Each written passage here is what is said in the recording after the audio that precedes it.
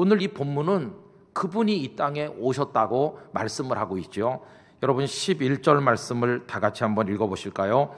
오늘 다윗의 동네에 너희를 위하여 구주가 나셨으니 곧 그리스도 주시니라. 하늘로부터 우리에게 오셔서 우리 대신 죽으시고 우리는 살게 하신 그분이 누구이신가? 그리스도 주, 다시 말하면 예수님이시라고 말씀을 하고 있는 것입니다. 여러분, 다윗의 동네는 두말할 것도 없이 이스라엘의 가장 위대한 왕인 다윗의 고향 베들레헴을 말하는데, 베들레헴의 한 여관에 딸린 마구간에 예수님께서 탄생하신 것입니다. 그것이 바로 성탄의 사건이고, 오늘은 성탄 주일이고 25일은 성탄절로 지키는 날이 아니겠습니까? 그런데 여러분, 방금 읽은 말씀 가운데 너무너무 중요한 한 부분이 있죠. 그게 뭐냐 하면 너희를 위하여 구주가 나셨다고 그랬어요. 여러분, 너희를 위하여, 이거 좀 딱딱한 문법적인 얘기를 해보면 이 휴민이라고 하는 헬라어 단어를 번역한 것인데요, 인칭 대명사, 이인칭, 복수, 그리고 역격이라는 격에, 우리 말에는 잘 없는 그 역격에 해당되는 단어입니다. 휴민. 이 역격은 여러 가지로 해석할 수 있는데, 우선 첫째로 어떤 방향성, 그래서 그 소유, 이런 쪽으로 해석이 됩니다. 그래서 여기 너희를 위하여 나셨다는 요거를 거기 맞춰서 번역하면 너희에게로 나셨다는 거예요. 그리고 너희를 향하여 나셨다는 거예요. 여러분, 마치 야구 경기를 하는데 투수가 공을 던지잖아요. 근데 아무데나 던지는 건 아니죠. 앉아서 공을 받을 준비가 되어 있는 포수의 그 글러브 한복판을 향해서 목적을 정하고 거기다 공을 확 던집니다. 여러분, 심판이 그걸 받으라고 던지는 것도 아니고 관중이 뛰어내려와서 받으라고 던지는 것도 아닙니다. 딱 그 포수가 받도록 거기다가 공을 뿌리는 투수처럼 하나님 아버지께서 당신의 아들 예수님을 우리에게 던지시듯 딱 보내신 것입니다. 그래서 예수님은 저에게로 향하여 오셨습니다. 예수님은 여러분 한 분 한 분을 향하여 오신 분이십니다. 예수님은 우리가 아니라면 이 세상에 오실 필요가 없는 분이셨습니다. 너를 향하여 간다. 그러니 너 김한무게, 박한무게, 최한무게, 내가 너에게로 가니 너는 나를 받으라. 이렇게 오신 분이 예수님이신 것입니다. 여러분, 또 이 역격은요, 어떤 목적의 의미로도 해석되기도 해요. 우리 성경이 지금 그렇게 해석이 되어 있는데, 너희를 위하여라고 말씀하고 있죠. 예수님은 우리를 위해서 오셨습니다. 우리를 복되게 하시기 위해서, 우리를 새롭게 하시기 위해서, 우리 삶을 아름답게 하시기 위해서, 우리를 변화시키기 위해서 우리를 위하여 오신 분, 바로 예수님이시다 하는 것입니다.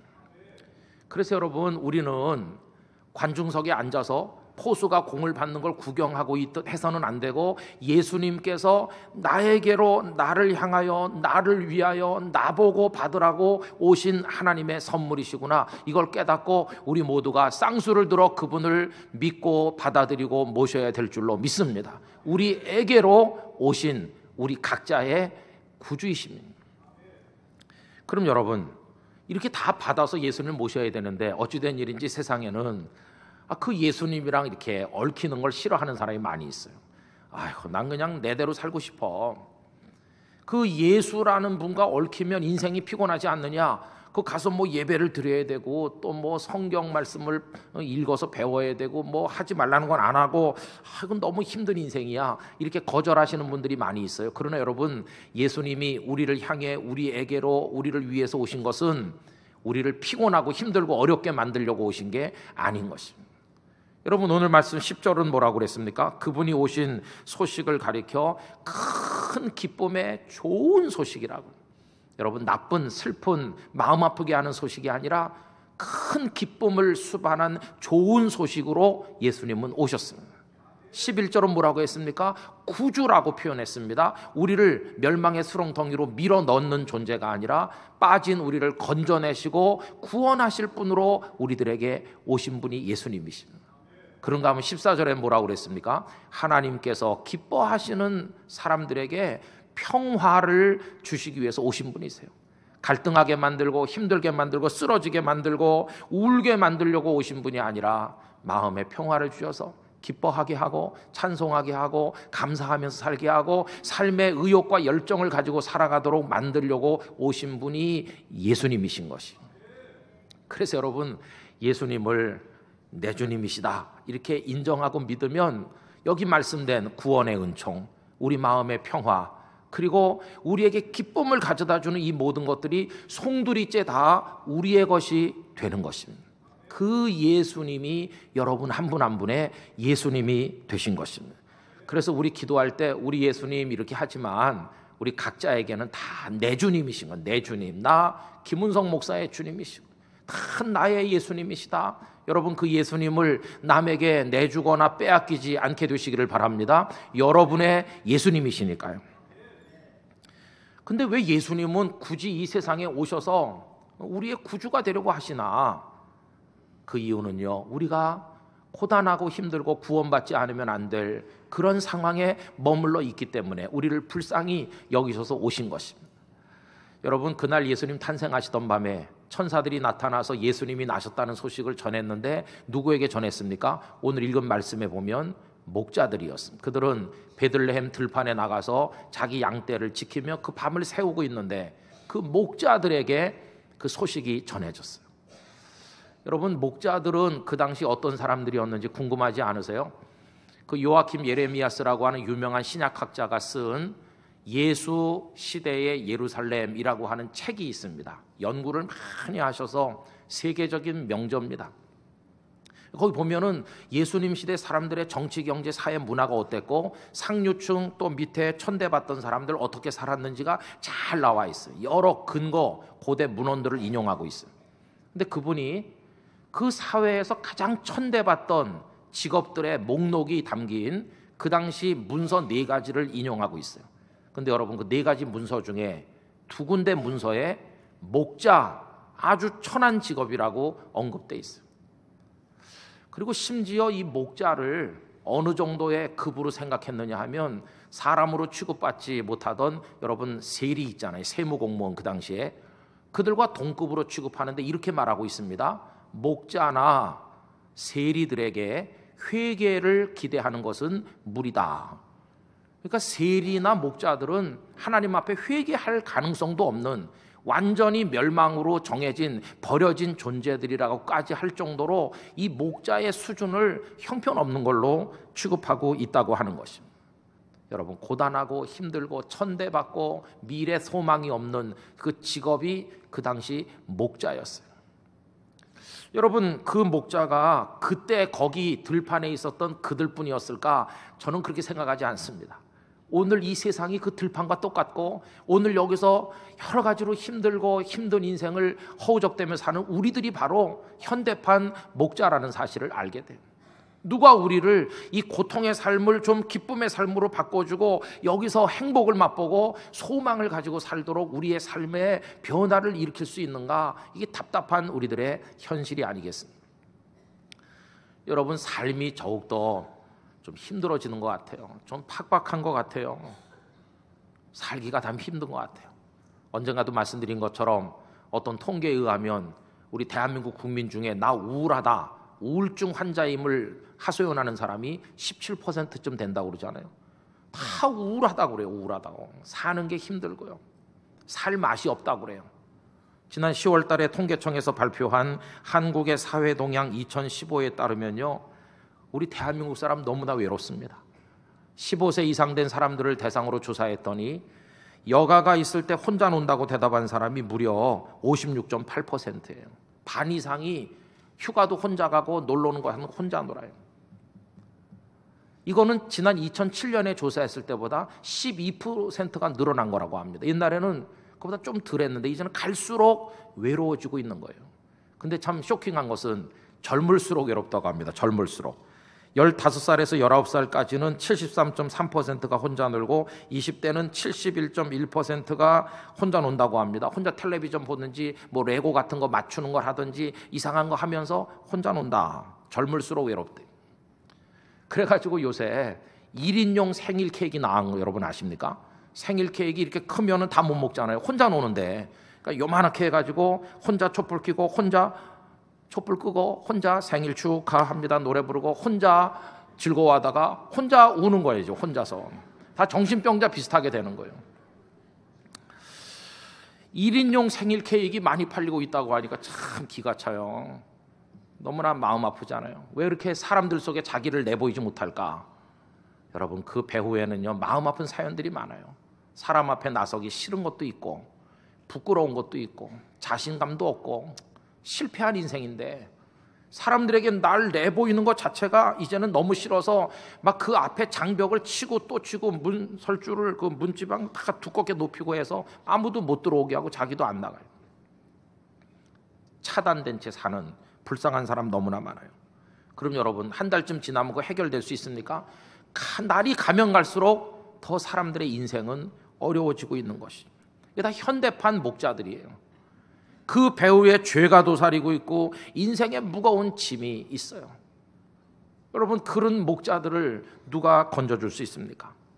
하늘의 하나님 아버지께서 이런 우리를 불쌍히 여겨 특별한 선물을 우리에게 딱 맞춰서 보내셨는데 그분이 바로 예수 그리스도이신 것이. 너희를 위하여 구주가 나셨다고. 여러분, 예수님은 우리 자신을 위해서 오셨습니다. 여러분 한 분 한 분을 위해서 오신 예수님이신 것이.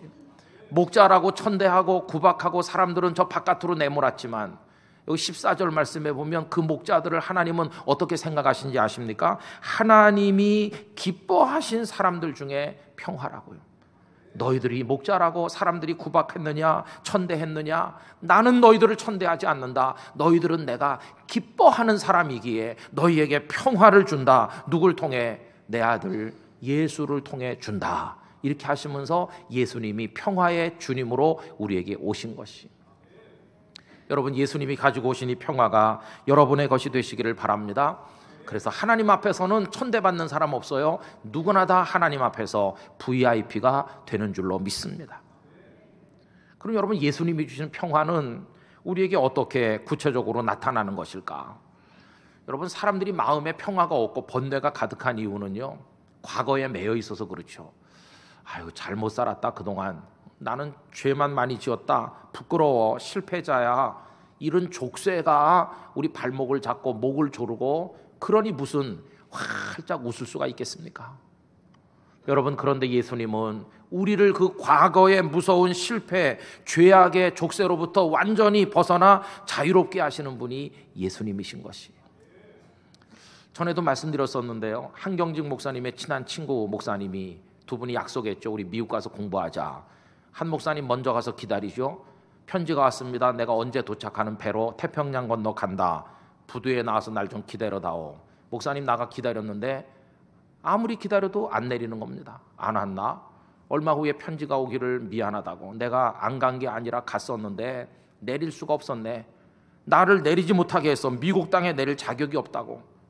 왜냐하면 마지막으로 거기서 정밀 검진 받고 엄격하게 자기 몸을 조사했는데 그때 신체 검사에 떨어진 거죠. 왜? 증세가 나타나. 무슨 증세? 매독 증세가 나타나요. 매독. 아니, 목사님이 매독 환자라는 게 이게 충격 아닙니까? 알고 보니까 그 편지에 내가 오래전 예수님을 제대로 믿기 전에 만주벌판으로 돌아다니면서 험하게 살지 않았나. 그때 내가 온갖 짓을 다 했는데 그때 감염이 돼가지고 그게 있다가 오랫동안 잠복기가 있다가 이제서야 그게 겉으로 증세가 나타나니 나는 틀렸네. 여러분, 오래전에 있었던 일이에요. 그런데 그게 오랫동안 잠복해 있다가 나중에 불쑥 나타나는 거예요. 우리의 과거, 우리의 죄, 이게 참 무서운 것입니다. 평생 불안하고 평생 죄책감에 살죠. 그런데 예수님은 누구이신가요? 우리 죄를 다 짊어지고 십자가에서 다 해결하신 분이 예수님이시죠.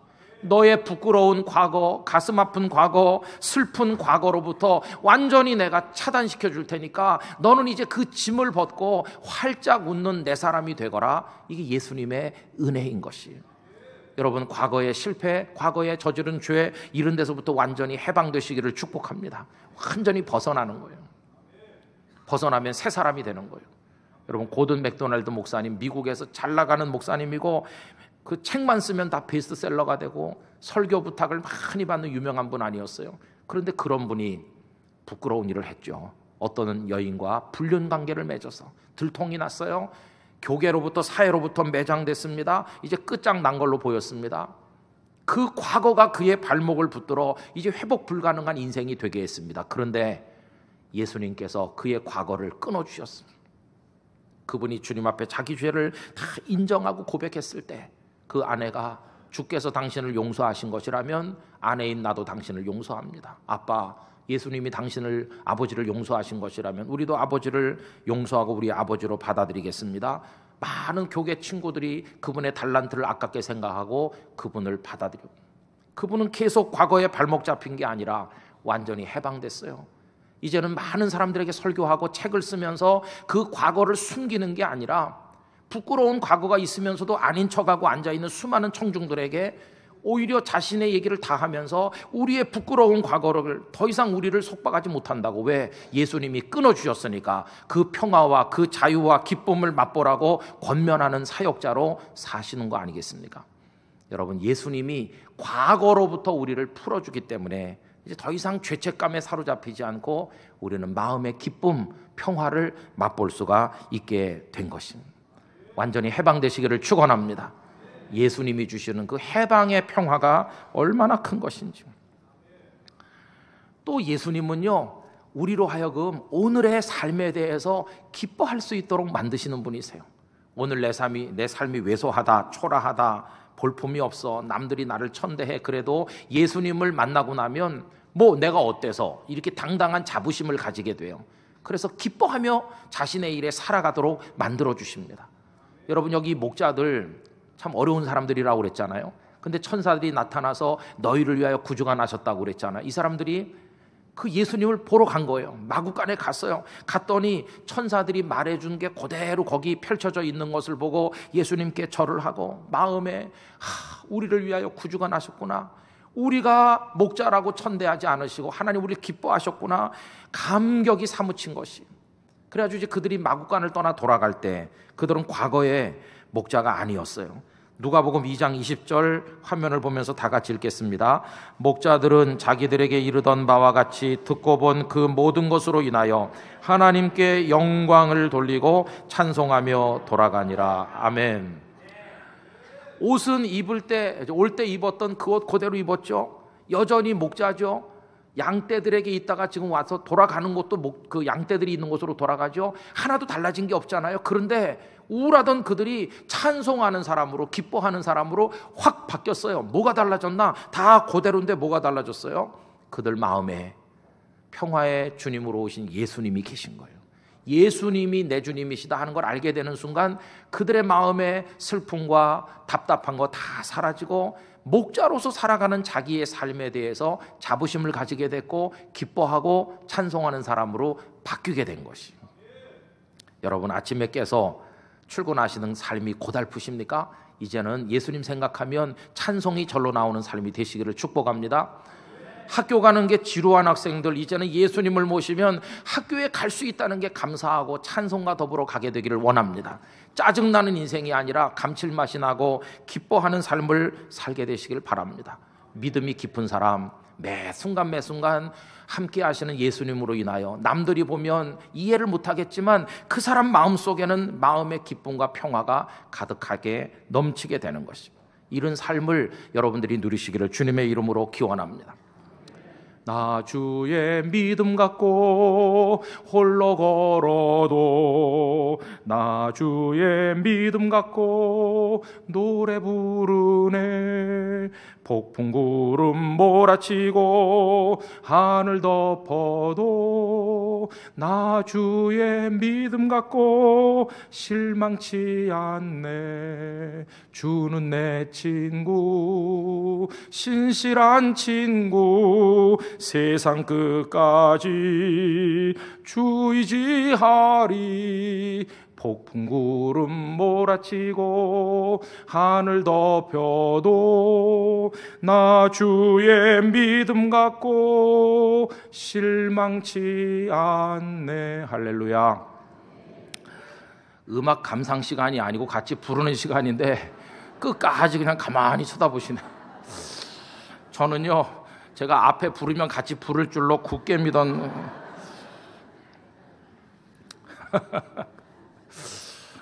여러분, 괴롭고 힘든 인생이지만 어떤 사람은 울고 가고 어떤 사람은 찬송하면서 가는 거예요.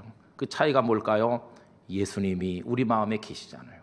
주님은 오늘 우리의 삶을 인정하게 만드세요. 기뻐하게 만드세요. 누가 뭐래도 나는 하나님이 기뻐하시는 사람이다. 할렐루야.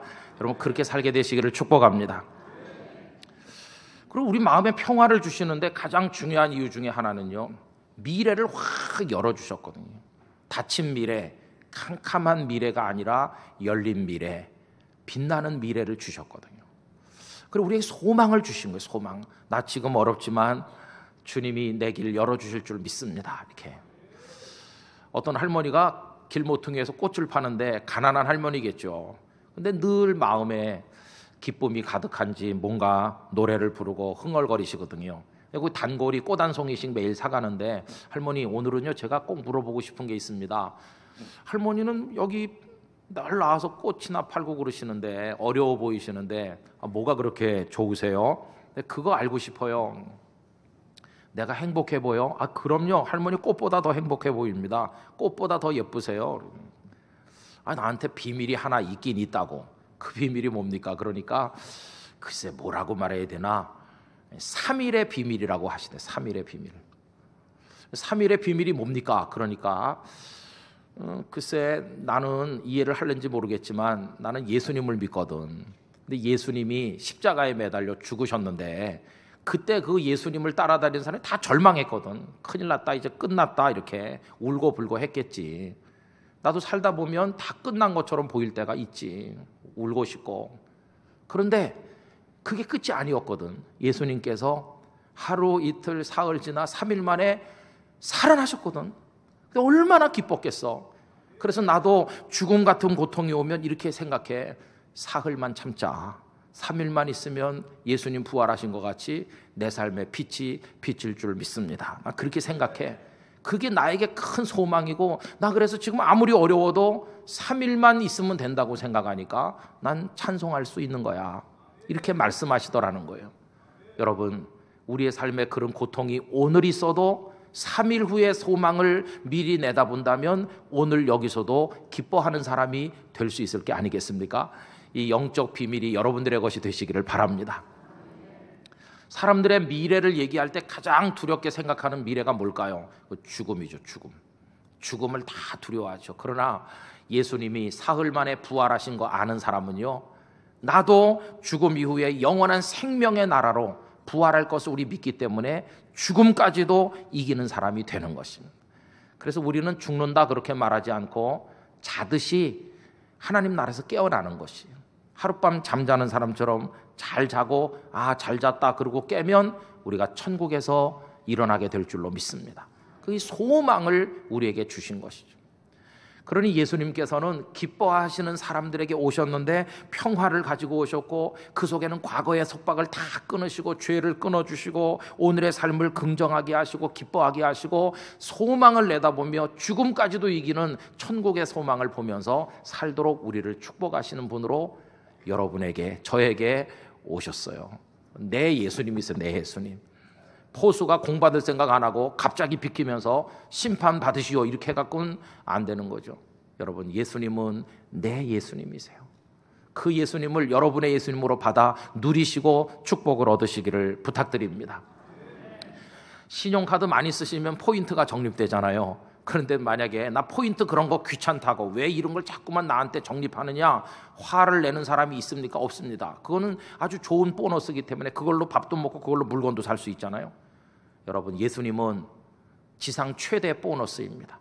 하나님께서 우리에게 준비해서 우리에게 거저주신 선물이 예수님이세요. 예수님 내 인생에 필요 없다, 이거는 평생 최대의 실수가 되는 것이고, 예수님은 나의 주님이시다 이렇게 받아들이면 평생 한 일 중에 가장 잘한 일이 될 것입니다. 우리 성도님들, 예수님이 여러분의 예수님이신 것을 확신하면서 오늘의 여러분의 삶이 기쁨으로, 소망으로, 평화로 가득하게 되시기를 주님의 이름으로 축원합니다.